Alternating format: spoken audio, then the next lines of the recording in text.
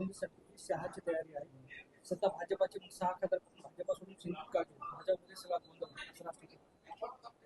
कोणी काही म्हणो, शिवसेना आपल्या ताकदीनं काम करेल, मजबूतीनं करेल. 2029 हा शिवसेनेचा पर्व राहील. त्या पद्धतीनं आम्ही समोर जाऊ, त्याच्यासाठी जीवाचं रान करू. आणि 2029च्या निवडणुका ह्या शिवसेनेचा सगळ्या कलाटणी असणारा, महाराष्ट्राला एक वेगळी दिशा देणारा असेल. पण सत्ता टिकावी म्हणून फोडून खासदार पडले सुद्धा राष्ट्रपती. कसं आहे, आखरी आपल्यातून बाहेर गेला म्हणजे तो पैसे घेऊनच फुटला असं म्हणणं योग्य नाही. उलट आपल्याच लोकांवर आपण असा डाग लावणं बरोबर नाही. काल परवा काँग्रेस, तुम्ही सांगा, महाराष्ट्रामध्ये 6 जागा अविरोध झाल्या विधान परिषदच्या. मग विरोधी पक्ष नेते पक्ष इथं 3-4 आहे. राष्ट्रवादी आहे, काँग्रेस आहे, उभाटा आहे. 6 अविरोध का झाल्या? तुम्ही 6 अविरोध का होऊ दिल्या? मग ज्या अविरोध झाल्याने तुम्हाला एक माणूस उभा करायला सापडला नाही, तुमचा एखादा नगरसेवक जरी उभा राहिला असता तरी तो अविरोध झाला नसता. मग हा विचार, इथे पक्ष राहिला कुठे विरोधी पक्ष? मग जे राहिले नाही पडाले म्हणजे ते पैसे घेऊन पडाले. अशा प्रकारच्या तुमच्याच माणसावर तुम्ही दोष देत असाल तर ते चुकीचं आहे ना. सर, अमित सेना को शिंदे गुट की शिवसेना बोलना पड़ता था, लेकिन अब बस एक ही शिवसेना है. एकंदरीत चित्र तसंच आहे. चित्र तो, हाँ मराठी हिंदी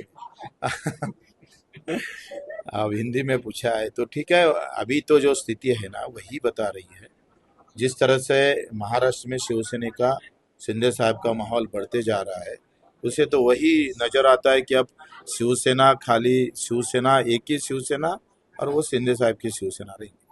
ऑपरेशन टाइगर पे राज ठाकरे ने पहली बार प्रतिक्रिया दी है. उन्होंने कहा है कि ये अमित शाह 2029 की तैयारी कर रहे हैं. शिवसेना 2029 की तैयारी कर रहे हैं. जो चित्र रहेगा अभी 29 में, 2029 के बाद महाराष्ट्र में, मुझे लगता है वो शिवसेना का पर्व रहेगा. उद्धव ठाकरे ने उन आरोपों को सरासर गलत बताया है कि जिनमें कहा गया है कि शिवसेना कांग्रेस में विलय होने वाली है, जबकि उन्होंने कहा है कि वो वक्त दूर नहीं कि जब बीजेपी शिंदे गुट में विलय हो जाएगी. नहीं नहीं, मैं ये दोनों भी बातें बरोबर नहीं है. उद्धव साहब कांग्रेस में विलीन नहीं हो, कोई भी हालत में विलीन नहीं करेंगे शिवसेना. और शिंदे साहब को तो सवाल ही नहीं है. मैं दोनों भी आरोप, इसमें कोई तथ्य नहीं है. उन्होंने साथ में यह भी कहा है कि उन पर और आदित्य ठाकरे पर जो आरोप लगाए गए हैं कि वो किसी से नहीं मिलते, अगर वो नहीं मिलते तो ये जो 6 बागी सांसद चुन के आए हैं वो कहाँ से आते हैं? देखो, पूरे तरफ माहौल है, ऐसा नहीं है एक खासदार ही शिंदे गुट में आ रहे. जनरल कार्यकर्ता अगर देखे, वो भी, मैं जब घूम रहा हूँ इधर के अंदर, तो अभी तो ऐसी स्थिति है कि जिले के अंदर आधा जो उभाटा के सैनिक है वो शिंदे शिवसेना में आने को तैयार है. कार्यकर्ता, मैं खासदार की बात नहीं कर रहा हूँ. आखिर सब निर्णय फूटने वाले पर ही सब बदलाव की जाएंगी, तो कुछ संशोधन तो होना जरूरी है. कुछ बातें देखना जरूरी है कि संगठन के नेतृत्व में कुछ बदलाव होने की जरूरत है क्या, क्या वो काम नहीं कर रहे क्या नीचे. ऐसा जो फूटा उसको बदलाव करते हो तो फूटा क्यों? देखो, अगर कोई घर फूटता है, टूटता है, तो उसमें एक की जवाबदारी होती है, जिम्मेदारी होती है. सबको लेना पड़ेगा ना जिम्मेदारी. ऐसा थोड़ा होता है कि खाली मिस्त्री ने काम नहीं किया. हो सकता है सीमेंट बरोबर नहीं होगा, उसमें कोई लोहा बरोबर नहीं होगा. तुम उद्धव साहब की शिवसेना फूट रही है, इसमें खाली फूटने वालों को क्यों बदनाम करते हो? सर, पंजाब में आप, पश्चिम बंगाल में तृणमूल और महाराष्ट्र में उबाठा, शिवसेना, इस तरीके से जो रीजनल पार्टीज हैं छोटे छोटे, उनको तोड़ा जा रहा है. तो आप किस तरीके का भविष्य देखो, ये देखते तो हैं? राजनीति है. राजनीति में किसी को बढ़ाने की बात कोई नहीं करता. अपनी अपनी पार्टी बढ़ाने की काम सभी करेंगे. हम भी हमारी शिवसेना बढ़ेंगी, वही काम करेंगे. और वो उसमें अगर कि किसी का संगठन कम होता है तो उसकी जिम्मेदारी किसी पर दे तो ये अच्छा नहीं है. अपने अपने संगठन मजबूत रखना ये अपनी जिम्मेदारी होती है. अगर हम मजबूत नहीं रखते तो ये आपका कहना है कि नहीं, कांग्रेस ने कुछ करना नहीं चाहिए, भाजपा ने कुछ करना नहीं चाहिए, जो राज्य स्तर का संगठन है वैसा ही बना के रखो. ऐसा थोड़ा होता है. राजकारण में तो जब हाथ मारने का टाइम आता है तो हाथ मार ही लेते लोग, उसको पछाड़ ही डालते हैं. चाहे कितना भी अपना भाई भी रहे ना, अपना दोस्त भी रहे, माँ बेटे की भी लड़ाई में वो होता है, राजकारण उसी तरह से होता है और उसी तरह से आगे चलते रहेगा। ऐसा नहीं होता है कभी कि बाजू मजबूत हो जाए और हम कुछ कर नहीं पाए, ऐसा तो होता ही नहीं। थैंक यू थैंक यू घूमनी चलो ना घूमनी चलो हाँ. मला वाटतं आता कोर्टाचा निर्णय आहे आणि न्यायालयावर मोठा काय विश्वास ठेवावा नाही ठेवा असं संभ्रमात आहे सगळेच. कधी बरेचदा न्यायालय निर्णय घेताना कोणाच्या सोयीचा कोणाच्या विरोधातला होत राहतं. म्हणजे एकंदरीत मला तर पूर्ण काही वरच्यावरची माहिती आहे. एकंदरीत असं अपेक्षा होते का विरोधात निकाल जाईल किंवा त्यांच्या बाजूने निकाल राहील. ते झाला नाही तर ते वरती जाता येईल ती वरच्या न्यायालयामध्ये. ते आता दोन बेंच असेल तर 3 बेंच कडे जाईल, 5 बेंच मध्ये जाईल. न्यायालयाची मला वाटतं मजबूती वाढली पाहिजे. बरेचदा निकाल लवकर न लागणं हा सुद्धा त्याच्यावर अन्याय होतं. 20-20 वर्ष जर इतक्या अशा खून खटल्यामधल्या निकालाला वेळ लागत असेल तर त्या व्यवस्थेत बदल होणं फार गरजेचं आहे. का बरं वेळ लागतं याचंही संशोधन सरकारनं केलं पाहिजे आणि त्या व्यवस्था निर्माण केल्या पाहिजे. प्रतिक्रिया दिली आता की आज शिंदे गटात उद्या मतदारसंघात निर्णय घेईल. त्यामुळे ते पुढच्या 5 खासदार सुद्धा निर्णय दूर देऊया. मला असं वाटतं का ते त्यांनी निर्णय सगळं घेऊनच ते तिथे आले असणार. काही किंतु परंतु राहिले असेल तर त्यांनी मतदारसंघात जाऊन निर्णय जे आता बोलताय ते काही विरोधात जाईल असं नाहीये. त्यांना घेऊन निर्णय घेईल. मला वाटतं ते काही एकदा आल्यानंतर पुन्हा ते आपली बाजू बदलेल असं वाटत नाही. त्यांच्या या वक्तव्यामुळे 6 खासदाराचा गट होणार नाही. हा टेक्निकली विषय आहे. आखरी संख्यावरच ते सगळी एकंदरीत जे काही आता पक्षांतर होत आहे त्याचं संख्येला फार महत्व आहे आणि ते महत्व ओळखूनच सगळा निर्णय झाला असेल.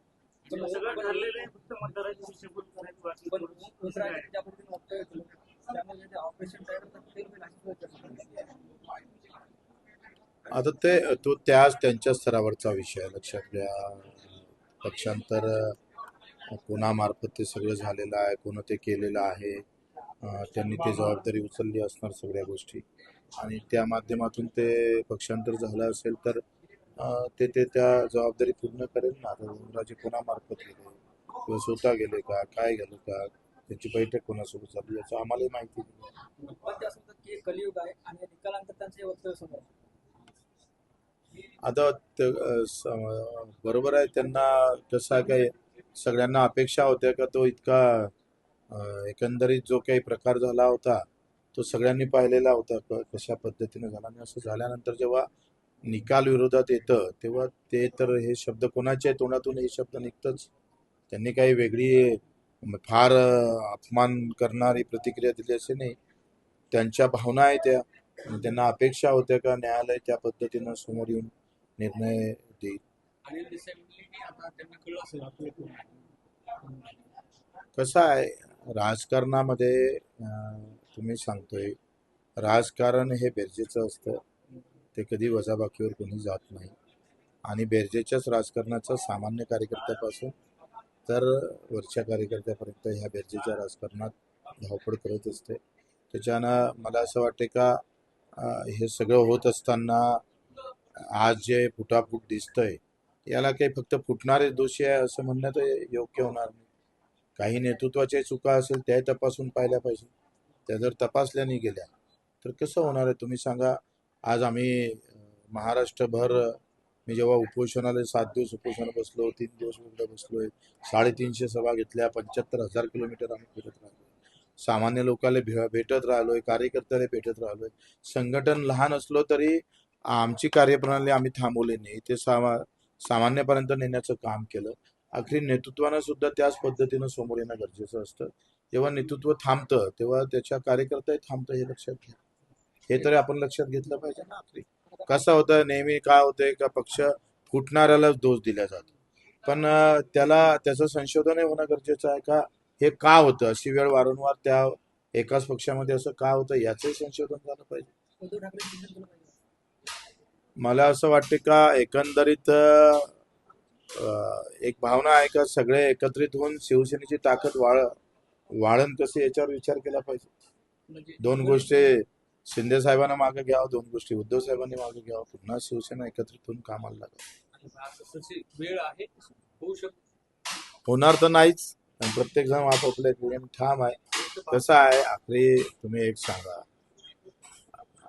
शिवसेना महत्वाची आहे. शिवसेनेनं हा महाराष्ट्रातल्या मातीतलं संघटन आहे, या भूमीतलं संघटन आहे आणि ते मजबूत राहणं फार महत्वाचं वाटतं आणि तसे प्रयत्न झाले पाहिजे, तसे एकत्रित आले पाहिजे. बच्चू भाऊंना हे माहित असताना असे होत नाही तरी असं का वाटतं? अपेक्षा बोलायला काय हरकत, माझी अपेक्षा आहे, माझ्या भावना आहे, ती मी व्यक्तिगत बोललेलो आहोत. तर माझ्या भावना मी व्यक्त करू नये असं थोडं असते का. कसं आहे या सगळ्या ह्याच्यामध्ये देवेंद्र असेल कार्यकर्त्याच्या भावना होईल, काही ताळमेळ जर झाला, बसून जर व्यवस्थित प्लॅनिंग झालं तर पुन्हा शिवसेनेची वज्रमूठ कशी तयार होईल ते पाहायला काय हरकत आहे. तो नंतरचा भाग आहे. पहिले आपण महाराष्ट्राचा धर्म वाचावा यासाठी शिवसेनेशिवाय काय पर्याय आहे. मी पुढाकार घेणार नाही. माझ्या भावना आता एवढ्या प्रखरपणे मी व्यक्त करतो आहे, त्या माझ्या भावना आहे व्यक्तिगत. आता त्याच्यासाठी कोणा पुढाकार घ्यावा, कोणा समोर यावा नंतरचा विषय. एकीकडे शिंदेच्या शिवसेनेचे लोक ऑपरेशन टायगरचं श्रेय घेत आहेत, दुसरीकडे तुम्ही म्हणता की कोणी केलं हे आपल्याला मला कसं आहे ते त्या फळीतलं मी आता शिवसेनेत गेलो आणि मला माहितही नाही का नेमकं हे ऑपरेशन टायगर होणार आहे, 6 खासदार फुटणार आहे, मला माहित नव्हतं. त्यांनी त्यांच्या स्तरावर शिंदे साहेबांच्या स्तरावर किंवा त्यांची एक वेगळी टीम आहे त्या स्तरावर ते झालं असेल. आता सगळं कळलं असेल. आता माहित झालंय सगळं, आता टीव्हीवरूनच माहित पडतं. तुमच्या बऱ्याच बातम्या चुकीच्या पण असतात ना. कर्जमाफीच्या संदर्भात तुम्ही जे आंदोलन केलं होतं त्याची सगळं बोज वारंवार आहे. कर्जमाफी सगळी फसली गेली, शेतकऱ्यांना एक कर्ज वाटप असं पूर्ण फसले असं म्हणता येत नाही, काही त्रुट्या त्याच्यात आहे. पत्रकारांनी किमान हे प्रश्न विचारताना अभ्यास करून विचारला पाहिजे. माझ्या जिल्हा मध्यवर्ती बँकेचे 29,000 खातेदार आहे. 29,000 खातेदारामध्ये 28,000 खातेदारांना कर्जमाफीचा फायदा होईल. कोणालाच भेटणार नाही असं म्हणणं चुकीचं आहे ना. असं माझ्या म्हणणं तुम्ही संशोधन करा. प्रश्न विचारताना तुम्ही हवेतच प्रश्न विचारत असेल तर कसं. जून महिना संपला, राज्यामध्ये फक्त 6% व्यापारी बँकांच्या माध्यमातून कर्ज वाटप भेटले. कधी मिळणार शेतकऱ्यांना कर्ज? कर्ज काय माझं म्हणणं आहे, कर्ज भेटायला काय, आमचं तर कर्ज वाटपही झालं बँकेचं. आम्ही 90% पूर्ण केलेलं आहे. कर्ज वाटप करायला काय अडचणच नाही आहे ना. काही बँका करत नसेल तर तो ते स्थानिक प्रश्न आहे.